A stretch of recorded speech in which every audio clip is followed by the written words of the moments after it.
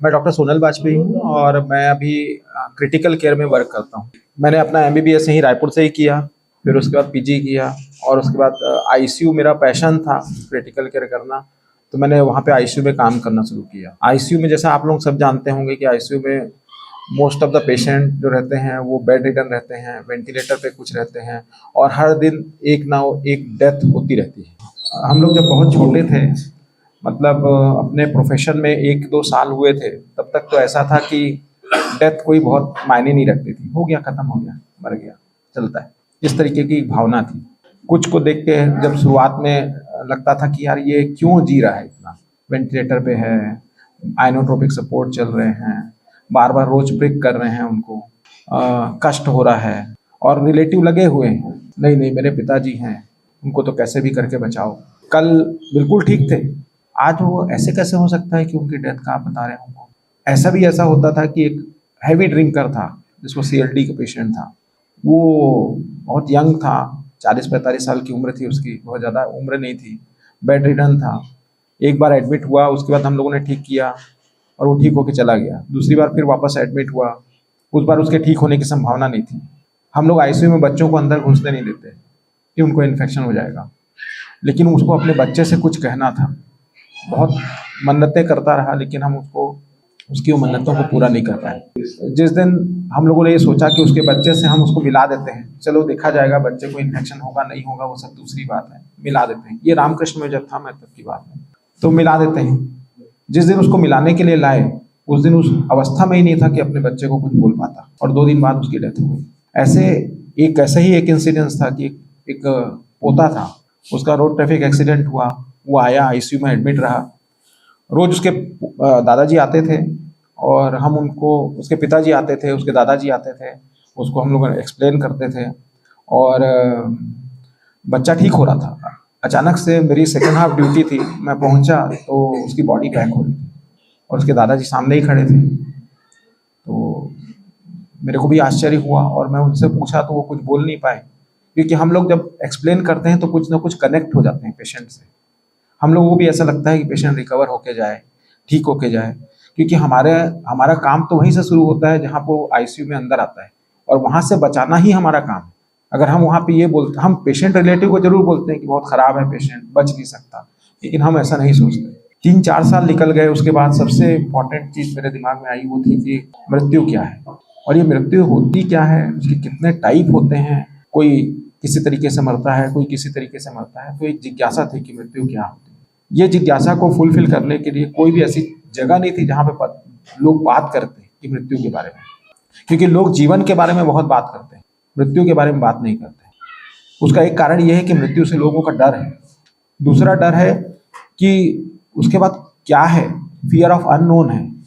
जो डर है वो 2 कारणों से है, एक फियर ऑफ अननोन के कारण है मृत्यु से, और दूसरा जो है कि जब मृत्यु होती है तो हमारे सगे संबंधी, मैंने जीवन भर में जितना भी कमाया वो एक क्षण के लिए छूट जाएगा। जितने भी रिलेशंस बिल्ड किए वो रिलेशंस दूर हो जाएंगे। अरे मेरा पोता कैसे रहेगा, मेरा बेटा कैसे जिएगा, मेरी पत्नी कैसे रहेगी, ये संसार में कैसा चलता रहेगा, मैंने जो बिजनेस खड़ा किया, ये सब चीज़ें छूटती हुई दिखती हैं, जो मैं अपने सामने अनुभव कर पाया इतने समय से मृत्यु को देखा। तो इन सब चीज़ों का डर है, जिसकी वजह से लोग मृत्यु के बारे में डिस्कशन नहीं करते। आज जो सेमिनार है होलिस्टिक मेडिसिन पे है, लेकिन मैं मृत्यु से इसलिए शुरू करना चाह रहा हूँ कि अगर आपको ये पता चल जाए कि मृत्यु एक उत्सव है, तब कैसा लगेगा आपको। और ये जो स्टेटमेंट है, ये मेरा स्टेटमेंट नहीं है, ये कठोपनिषद का स्टेटमेंट है। जब नचिकेत यमराज के पास जाता है, कठोपनिषद में इसका वर्णन है मृत्यु से रिलेटेड, और यमराज से मृत्यु का रहस्य पूछता है, तो यमराज बताना शुरू करता है। पहले उसको प्रलोभन देता है, उसकी योग्यता को चेक करता है कि वास्तव में ये उसके योग्य है कि नहीं, नचिकेत, कि वो मृत्यु के बारे में जान सके। इसलिए वो बोलता है कि देखो, तुमको मैं मृत्यु का रहस्य नहीं बता सकता, तुम मृत्यु का रहस्य जानने के बजाय तुम कुछ और मांग लो। तुम ये मांग लो कि पूरे जहाँ तक तुम्हारे नजर जा रही है उतनी पूरी जमीन तुम्हारी, धन धान्य से भरा संसार तुम्हारा, चिर आयु जीने वाले तुम्हारे पुत्र, चिर आयु तुमको मैं देता हूँ, ये सब तुम मांग लो, लेकिन मृत्यु का रहस्य मत जानो। तो नचिकेत बोलता है कि ये संसार कब तक है, ये जो सुख है वो कब तक है, और ये सुख होता क्या है। जो आज सुख है वो कल दुख है, जो कल तक दुख था वो सुख, और ये सब दर्शन का अर्थ है। जब आप किसी चीज को, जो इंसिडेंस हो रही है, उसको जिस दृष्टि से देखना चालू करते हैं, वो दृष्टि ही आपके उस इंसिडेंस को या उस घटना को सुखी और दुखी बना देती है। तो मुझे ये सब नहीं चाहिए, क्योंकि ये सब चीजें तो बदलने वाली हैं। तब वो बोलता है कि नहीं, मेरे को मृत्यु का रहस्य ही जानना है। तब नचिकेत उसकी पात्रता को जान के उसको मृत्यु का रहस्य बताता है, और उसका पहला स्टेटमेंट होता है कि मृत्यु एक उत्सव है। तो बहुत आश्चर्य हुआ उस समय ये समझ के। तो मैंने कठोपनिषद पढ़ा पूरा, उसमें बहुत सारी चीज़ें बताई, सूक्ष्म शरीर, स्थूल शरीर, सूक्ष्म शरीर, कारण शरीर। तैत्तिरीय उपनिषद में भी यही चीज़ दी हुई थी। उसके बाद मैंने रोंडा बर्न की एक बुक है द सीक्रेट, ऐसे बहुत सारे लोग जो पढ़ने में इंटरेस्ट रखते होंगे, रोंडा बर्न की एक सीक्रेट बुक है द सीक्रेट करके, उस बुक को जानते होंगे, रोंडा बर्न। उसकी दूसरी बुक है द पावर। द पावर का लास्ट चैप्टर है जिसमें उसने मृत्यु का रहस्य एक्सप्लेन किया है, और बहुत साइंटिफिकली एक्सप्लेन किया है उस चीज को। रोंडा बर्न बोलती है उसने जो मृत्यु का रहस्य एक्सप्लेन किया है वो भगवद गीता के दूसरे अध्याय के 12वें श्लोक से एक्सप्लेन किया। पूरी बुक में आप देखेंगे तो बौद्ध धर्म का, क्रिश्चियनिटी का और इस्लाम का हर जगह रेफरेंस है। किसी भी जगह पे भगवद गीता का रेफरेंस नहीं है उस बुक में, सिर्फ वो लास्ट चैप्टर जिसमें मृत्यु का वर्णन है उसमें भगवद गीता का एक्सप्लेनेशन है, वो भी भगवद गीता के 12वें श्लोक का, जिसमें भगवान श्री कृष्ण बोलते हैं कि अर्जुन, ऐसा नहीं रहा कि तू ना रहा हो, ना मैं रहा हूँ, ना ये राजागण रहे, ये सभी बहुत समय से हैं और आगे भी रहेंगे। तो उसको साइंटिफिकली एक्सप्लेन करती है रोंडा बर्न। वो बोलती है कि जैसे हम इस संसार को जो परसीव करते हैं वो अपनी ज्ञानेंद्रियों से परसीव करते हैं। हमारी ज्ञानेंद्रियां कितनी होती हैं? जनरली लोग बोलते हैं 5, लेकिन होती 6 है।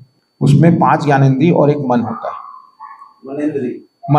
मन भी एक ज्ञानेंद्रिय का वो है जो भगवद गीता में एक्सप्लेन्ड है ये चीज। तो वो बोलती है कि जो पहली ज्ञानेंद्रिय अगर नेत्र है तो नेत्र की एक वेवलेंथ होती है जिसको वो परसीव करती है। उसकी परसीवेबल वेवलेंथ 440 नैनोमीटर से 770 नैनोमीटर तक की रहती है। वैसे ही हमारे जो ईयर्स होते हैं उसकी 16 डेसिबल से 160 डेसिबल का साउंड वो परसीव करती है अपने कान। उसी तरीके से हमारी टेस्ट की एक परसीवेबिलिटी फ्रीक्वेंसी होती है, अपने टच की परसीवेबल फ्रीक्वेंसी होती है। तो इस तरीके से अगर हम अपने परसीवेबल फ्रीक्वेंसी को देखें और उसकी तुलना एक टेनिस के बॉल से करें तो इस ब्रह्मांड में उपस्थित फ्रीक्वेंसीज जो हैं वो माउंट एवरेस्ट जितनी है। मतलब जो हम परसीव नहीं कर पाते वो चीज़ें बहुत ज़्यादा है। तो जब हम किसी को डेथ बोलते हैं तो एक्चुअली वो हमारी परसीवेबल फ्रीक्वेंसी से बाहर चली जाती है, लेकिन वो कभी डिसअपियर नहीं होते। ये है एक्सटर्नल, जो हम जीवित होते हुए भी डेथ को देख रहे हैं। लेकिन एक ये दर्शन है और एक दर्शन ये है कि जो व्यक्ति मर रहा है उसको फियर ऑफ अननोन है। एक कल्पना करें कि हम डेथ बेड पे हैं और हम मर रहे हैं, तो हम तब जिस दृष्टि से देखेंगे तो वो दृष्टि जो होगी वो रोंडा बर्न की दृष्टि नहीं होगी, ना ये संसार की दृष्टि होगी, वो हमारी अंदरूनी दृष्टि होगी। उस दृष्टि में अगर हम जाते हैं तो हम जिस व्यक्ति को ये नहीं पता है वो एक्सप्लेन ही नहीं कर पाएगा और वो बहुत तड़पता रहेगा और अंत में धीरे धीरे उसका ब्रेन बंद हो जाएगा और अनकॉन्शियस हो जाएगा और धीरे से उसको कुछ भी याद नहीं रहेगा। और आप कल्पना करिए कि पूरा अंधकार छा गया है, मन बहुत देर तक विचित्र रहा है और उसके बाद शांत हो गया है, और उसके बाद एक आप अनोखी उस अवस्था में पहुंच गए हैं जहाँ पे सिर्फ एक बेचैनी है। ये अवस्था को आप कभी कल्पना करेंगे तो ड्रीम स्टेट की अवस्था है, जिसको मांडुक्य उपनिषद चतुष्पाद ब्रह्म के रूप में एक्सप्लेन करता है। मांडुक्य उपनिषद के हिसाब से 4 अवस्थाएं होती हैं। एक्चुअली चौथी कोई अवस्था नहीं है। पहली अवस्था होती है जागृत अवस्था, जिसमें हम पूरा संसार को परसीव करते हैं। दूसरी होती है स्वप्न अवस्था, जिससे हम स्वप्न देखते हैं। आप कभी स्वप्न का अनुभव करिए तो स्वप्न के अनुभव में आप भले अपन 50 साल के हैं, लेकिन जो दौड़ते हैं तो हमको थकावट नहीं लगती। कितने किलोमीटर भी दौड़ जाते हैं, कोई थकावट नहीं। कितनी भी चीज़ें हम कर लेते हैं, कोई फर्क नहीं पड़ता। तो ये स्वप्न अवस्था है। उसके बाद जो तीसरी अवस्था है वो सुषुप्त अवस्था है। आप इसका भी अनुभव करते हैं कि जब आप डीप स्लीप की अवस्था में जाते हैं तो डीप स्लीप की अवस्था में आप बहुत रिलैक्स हो जाते हैं और जब उठते हैं तो लगता है बहुत अच्छी नींद आई। वो अवस्था स्वप्न अवस्था से बिल्कुल अलग है। और ये तीनों अवस्थाएं जिस अवस्था में रहती हैं, जो जागृत अवस्था में भी है, जो स्लीप स्टेट में भी है और जो डीप स्टेट में भी है, वो अवस्था है तुरीय अवस्था। और इसी को हम अगर एक्सप्लेन करें तो जो जागृत अवस्था है वो स्थूल शरीर की अवस्था है, जो स्वप्न अवस्था है वो सूक्ष्म शरीर का अनुभव कराती है, और जो कारण शरीर का अनुभव कराने वाली अवस्था है वो डीप स्लीप की स्टेट है। और इन सब स्टेट जिस स्टेट में है वो है तुरीय अवस्था, वो अवस्था ही ब्रह्म है जिसकी एक्सप्लेनेशन है। तो ये जो 3 शरीर हुए, स्थूल शरीर, सूक्ष्म शरीर और कारण शरीर, ये है प्रकृति। और जो तुरीय अवस्था है वो है पुरुष, जिसका वर्णन उपनिषदों में विभिन्न तरीके से किया गया है। अब होता क्या है कि हम जो मेडिकल साइंस है, एलोपैथी, वो किस अवस्था का वर्णन कर रही है और किस अवस्था को ट्रीट करने की कोशिश कर रही है? वो सिर्फ स्थूल शरीर को और जागृत अवस्था में, जागृत अवस्था को ही एड्रेस कर रही है और जागृत अवस्था को ही सॉल्यूशन दे रही है, ना वो स्लीप स्टेट को एड्रेस कर रही है, जो अभी थोड़ा बहुत करने की कोशिश की है उसने, ना वो कारण शरीर को एड्रेस कर रही है और जिसमें सब कुछ विलीन हो जा रहा है। अगर प्योर साइंस की अवस्था में देखा जाए, आप यहाँ से बाहर निकलिए, पृथ्वी है, जो हमारा शरीर है सिर्फ पृथ्वी में रहने के लायक है। पृथ्वी के वातावरण से जैसे ही हम बाहर जाएंगे तो इंफ्रारेड रेज इतनी ज़्यादा हैं, अल्ट्रावायलेट रेज इतनी ज़्यादा है कि हमारा शरीर थोड़े क्षण के लिए भी नहीं रोक पाएगा। उसके बाद अगर अपन बाहर कल्पना करें कि हम पृथ्वी से बाहर निकल गए हैं और सौर मंडल पे गए हैं, तो ना दिन है ना रात है अंतरिक्ष में, ना दिन है ना रात है, ना कोई दिशाएं हैं, ना वहां पे अगर आप अपने सूक्ष्म शरीर से ही जा रहे हैं, ट्रेवल कर रहे हैं, सूक्ष्म शरीर के अलावा आप स्थूल शरीर से ट्रेवल नहीं कर सकते। जो सूक्ष्म शरीर से ही ट्रेवल कर रहे हैं, तो आप पूरी तरीके से वहां पे जब आप और जाते जाएंगे, अंदर घुसते जाएंगे, तो सिर्फ आपको समत्व के अलावा कुछ नहीं मिलेगा। और ये समत्व जो है पृथ्वी के उत्पत्ति के पहले भी था, पृथ्वी के समय भी है और पृथ्वी के बाद भी रहेगा। यही जो पृथ्वी है उसी का अंश ये शरीर है। और ये शरीर के उत्पन्न होने के पहले भी वो था, शरीर के चलने पे भी वही है और शरीर के न रहने पे भी वही रहेगा। वही समत्व जो है वही ब्रह्म है। ये जो ब्रह्म की अवधारणा है वो ये है। इसी ब्रह्म को जब निर्गुण निराकार के रूप में पूछते हैं तो ये ब्रह्म है, जब सगुण निराकार के रूप में पूछते हैं तो ये ईश्वर है, और जब सगुण साकार के रूप में पूछते हैं तो ये भगवान है। ये अंतर। और ये भगवान जब सगुण साकार के रूप में आता है तो मूर्तियों में दिखने लगता है। तो मेरे कहने का अर्थ ये है कि जो ये सारा जो ज्ञान है, ये अगर ज्ञान को लेके हम अगर स्थूल शरीर का ट्रीटमेंट करें तो स्थूल शरीर में बहुत सारी बीमारियां ऐसी हैं, जैसे डॉक्टर अनिल भी बताएंगे, बाकी लोग भी इस पर प्रकाश डालेंगे, लेकिन हम बहुत सारी चीज़ों को अगर हम इसको जानते हुए, बैकग्राउंड को जानते हुए ट्रीट करें तो वो ट्रीटमेंट बहुत ज़्यादा अच्छा होगा और इसके रिजल्ट बहुत अच्छे आएंगे।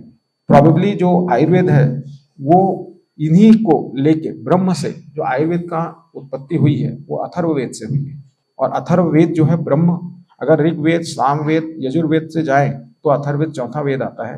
और बाकी के तीनों वेदों में, ऋग्वेद, साम और यजुर में ब्रह्म के ऊपर डिस्कशन है, अथर्ववेद में संसार के ऊपर डिस्कशन है, और संसार के ऊपर डिस्कशन होने के बाद ही ये स्थूल शरीर पे चिकित्सा के ऊपर डिस्कशन आता है। तो जब हम तीनों वेदों को साथ में लेके जाएंगे तो आयुर्वेद जो है वो डिसेंडिंग, मतलब ब्रह्म से लेके शरीर की तरफ डिसेंड करने वाला साइंस है, जबकि एलोपैथ जस्ट अभी राइज कर रहा है, सूक्ष्म मतलब स्थूल शरीर से केवल अभी ऊपर उठना शुरू किया है, अभी तो उसकी अप्रोच तक नहीं है।